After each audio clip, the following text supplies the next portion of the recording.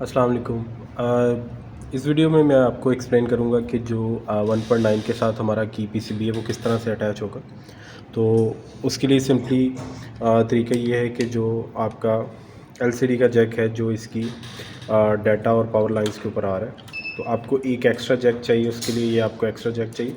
Currently आप इसको install करते हैं इस तरह से, यानी कि आपने ये जैक लगाया और आपका जो डिस्प्ले है वो काम कर रहा होता है।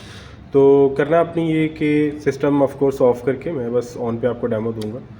ये जो जैक आपका एलसीडी से आ रहा है, इसके ऊपर आपका जो किट है, किट के ऊपर आपको मैं दिखा दूं कि मेमोरी नीचे वाली साइड पे लगा है, ये रेगुलेटर है और बाकी सर्किटरी इसकी अवेलेबल है। तो किट वाली साइड पे जो है वो आपने किट का कनेक्टर लगा देना। तो इस तरह से जो है ये आपका मुकम्मल हो जाएगा। फिर आपने उसके बाद जो दूसरा जैक लेना है वो यहाँ से लगाना है। याद रहे कि ये सेम जैक है जो ये वाला, इसकी ओरिएंटेशन एक ही साइड पे है, तो वही आपने यूज़ करना है और इसका जो आउटपुट है आपने इसके ऊपर लगा देना है। ठीक है, तो इसको वेरीफाई करने के लिए कि आपकी मेमोरी ठीक से कनेक्ट हुई है कि नहीं, आप इसको जस्ट रीस्टार्ट करें तो आपका सिस्टम नॉर्मली रीस्टार्ट होगा और वर्क करना शुरू कर देगा। अगर आप इनवैलिड मेमोरी लगाते हैं या ख़राब मेमोरी लगाते हैं या मेमोरी नहीं लगाते तो उस केस में क्या होगा। तो हम अभी मेमोरी हटा देते हैं और 1.9 के साथ हम डायरेक्टली जो है ये लगा देते हैं। तो अगर हम इसको अब रीस्टार्ट करते हैं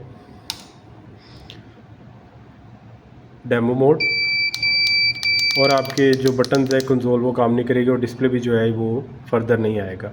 आपका इन्वर्टर ऑन हो जाएगा, इन्वर्टर चलता रहेगा और ऑपरेट करता रहेगा, लेकिन ये नहीं वर्क करेगा, डिस्प्ले वर्क नहीं करेगा। और हम जो है वो चाहे आपका इन्वर्टर इसके बगैर काम भी कर रहा है, हम रेकमेंड नहीं करते कि आप बगैर की 1.9 रन करें।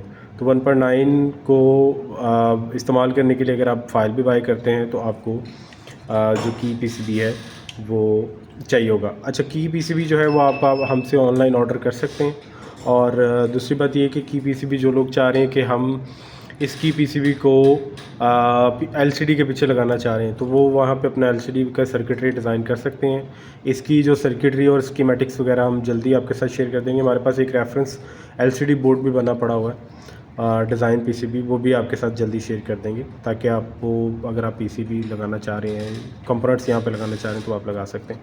और ये जो बोर्ड है वो आप इसमें एम्बेड कर सकते हैं। अच्छा, इसके लिए जो आपने चेंज करना है, इस कनेक्टर के लिए, इस कनेक्टर को इस पीसीबी बोर्ड को लगाने के लिए एक चेंज है कि इसके ऊपर BLK और BLA कैथोड एनोड जो LED को ब्राइटनेस दे रहे हैं, जो LED को लाइट अप कर रहे हैं, वहाँ से ये 5 वोल्ट आ रहे हैं और दरमियान में जो है वो इसके यहाँ पे एक 560 ओम जो है वो लगी हुई है। तो मैं इस बोर्ड से आपको दिखा देता हूँ। 560 ओम आपकी, ये 560 ओम जो आपकी 5 वोल्ट से LCD की पिन नंबर 2 के ऊपर जा रही है। तो आपने इस 560 ओम को जो है वो शॉर्ट कर देना है ताकि जो की पीसीबी की सप्लाई है वो पूरी 5 वोल्ट जाए।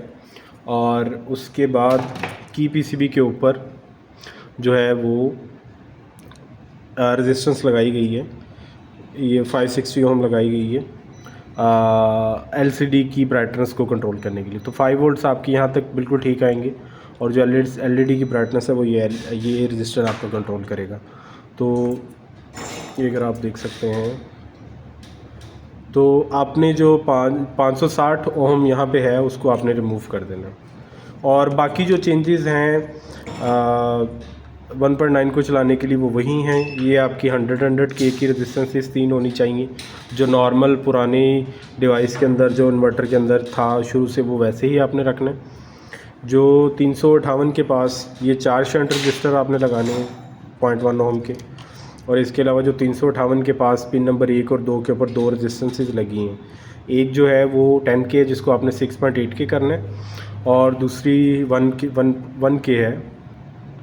ये अगर आपका 358 है तो ये 10 K है, इसको आपने 6.8 K करना है और 1 K को 1.5 K करना है। तो आपका जो है वो गेन एडजस्ट हो जाएगा इस तरह से कि आपका सिस्टम प्रॉपर ओवरलोड भी वर्क करेगा और प्रॉपर जो आपकी वोल्टेज की, वो करंट की रेंज है वो भी आपकी सेट हो जाएगी।